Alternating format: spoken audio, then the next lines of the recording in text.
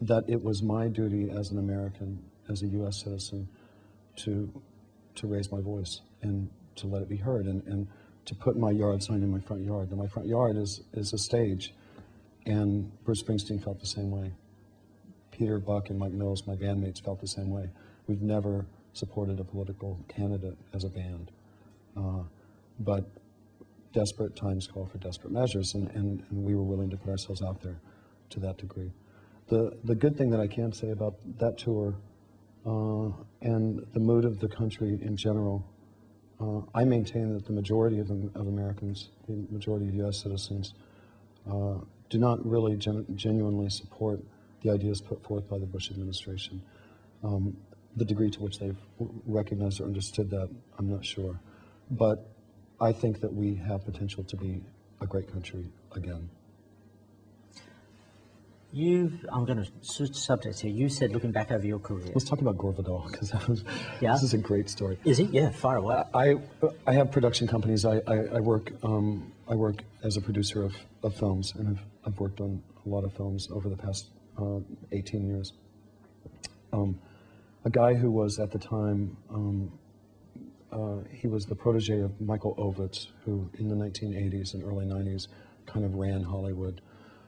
This guy was named Jay Maloney. He's now no longer with us, but he invited me as his guest to go to the Vanity Fair party on Oscar night in 1994, I think. It was the year that Dolly Parton, that Whitney Houston sang the Dolly Parton song for The Bodyguard. What was it? I Will Always Love You, one of the greatest songs ever written. She butchered it, but it made a lot of money for Dolly, and that's awesome because she holds the publishing to that song. Anyway, that was mean too. I need to always have breakfast before we do these kind of things from now on, Bertus. So Jay took me to the Vanity Fair party, which is, honest to God, chock-a-block with, there's Jack Nicholson, there's Dolly Parton, there's George Hamilton sat at my table. There's the head of Paramount Studios. There's her husband who directed The French Connection. This was the table I was sat at. So we walk in, we walk the red carpet. I'm in my cheap suit trying to fit in, looking really bad. And kind of, I think I looked like a lemur, you know, my eyes were just like this. All the flash bulbs, blah, blah, blah. We go straight to the bar, and Jay says, "Do you want a drink?" And I say, "Yeah." He orders 2 beers, and he immediately turns around. He's the protege of the man who runs Hollywood and starts talking to some people. I get the beer, and he says, "Michael, I want to introduce you to some people." And he turned around and he said, "This is blah, blah, blah, and blah, blah, blah, and Gore Vidal." And I was like, "How do you do? How do you do?" He's really tall. Yeah. He's 70 years old probably at that point, really handsome. And he's Gore Vidal. And I freaked out, and I turned like this to my left, and just standing right there was Nancy Reagan of all people. With her hair and her gown. And I screamed. I didn't know what else to do.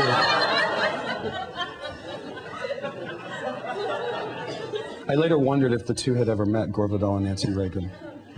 I reckon they did after to talk about that guy that just screamed. Yeah. Who was that lemur that just screamed at us?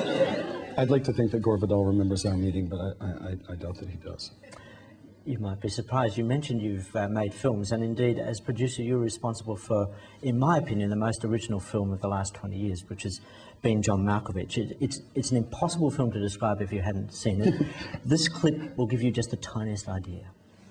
There's a tiny door in my office, Maxine. It's a portal, and it takes you inside John Malkovich.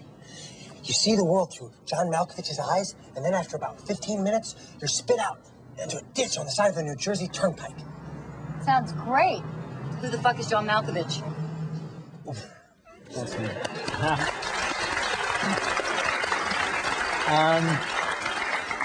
I'm sure you've been asked this question before, but it seems to me that you're in a mood to talk. So I'm going to ask you if we could go inside your head. Oh, God. Are we going to find it like neat like a hotel room, or soupy like a brothel? What, you know, this whole... Soupy like a brothel. That's too much information about me. Awesome. Let's move on.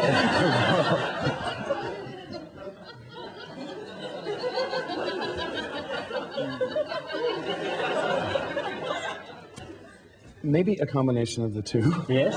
Whatever that means. Yeah. We actually wondered in pre-production, what if John Malkovich says no? Who could we go to? And my producing partner laughingly was like, being Michael Stipe. And I was like, haha, fuck you. That's not funny. I'm not an actor and I'm not gonna. Anyway, I don't know what you would find in there that hasn't already been revealed on this TV show. A lot of vomit. No, actually, not much vomit. I don't know. It's hard to say. Because on this... It's a good question. The other night in your concert, you've been doing this around Australia, you dedicated the song Strange Currencies to Michael Hutchence. I did, yeah. And I know that when talking about two of your closest friends, now gone, Kurt Cobain and River Phoenix. Great friends. Great friends, Yeah. that's right. You said it was what was at the core of all of you, at the heart of all of you, was your vulnerabilities. I'm curious how it is you've survived your vulnerabilities when they didn't.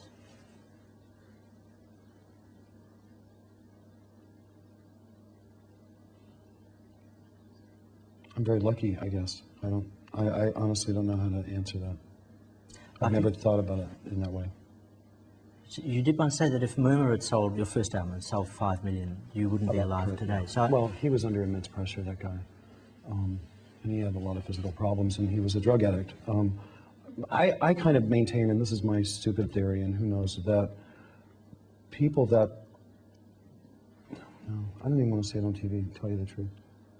Sure, you don't have to say it. You know what, I'll do a leaner version of it, which is that as a performer, as someone who, whether you're a Chinese acrobat or a sports figure, basketball player, rugby player, or certainly if you're an actor, singer, musician, the amount of, or runner, the amount of adrenaline coursing through your body is unbelievable.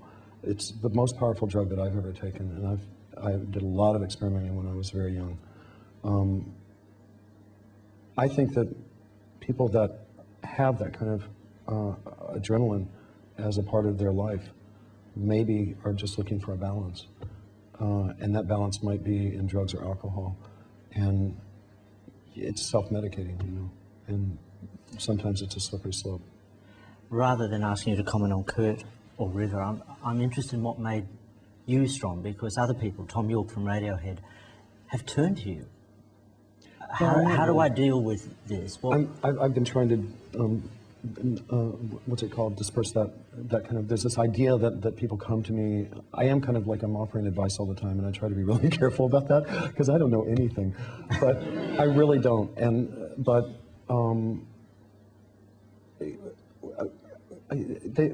people don't come to me like that. It's really that what we do is a very particular thing. And as what you do, and I'll use you instead of, I usually use a tugboat operator on the Hudson River in New York, a very, very specific job. What you do is incredibly specific. There might be 100 television talk show hosts around the world, right? And if you met another one over drinks, what would you discuss? What would you talk about? I'd just kill them. No. You'd have to, wouldn't you? Well, yes, that's right. No, if you're talking about what you do, then you talk about how you talk to people, how you open them up. Yeah. Does my hair look all right? All those Your hair looks great, actually. Thank you. Sorry, I shouldn't mention the hair. I do, I'm sorry. Years of therapy later, I'm fine with it. Anyway, it's really like people that have this very peculiar job coming together and talking. And in that talking, you know, I might have experienced something that Tom York hasn't experienced. I might have gone through a period of self-doubt or searching that he's just come up on for the first time. So knowing that conversation is possible might ease the way a little bit, or at the very least knowing that you're not the only person who's going through that. I had a conversation with her the other day, which is why I had to get her out of my eyesight so we could talk. She's telling me that it's the 30-year anniversary of this record, which I couldn't believe. 30 years ago was when I made that wild decision, and she made what I consider to be one of the greatest albums of all time.